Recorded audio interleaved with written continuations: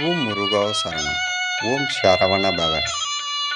நாம் இப்பொழுது பழனி மலையில் போகர் அருள்பாலித்து வருகிறார்.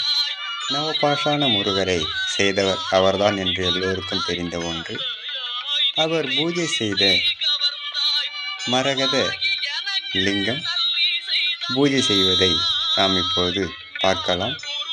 இதை பார்ப்பதற்கு கோடான கோடி புண்ணியங்கள் நம்மை வந்து சேரும் என்பதே ஐதீகம். இந்த மரகத லிங்க பூஜையினை கண்டு நமது கோடான கோடி புண்ணியத்தை பெற்று அப்பன் முருகருளால் சகலம் பெற்று வளமுடன் நலமுடன் வாழ்வதற்கு எல்லாம் உள்ள தண்டாயுதபாணி அருள் எல்லோருக்கும் கிடைக்கப் பெறுக. ஓம் முருகா சரணம் சரணமே.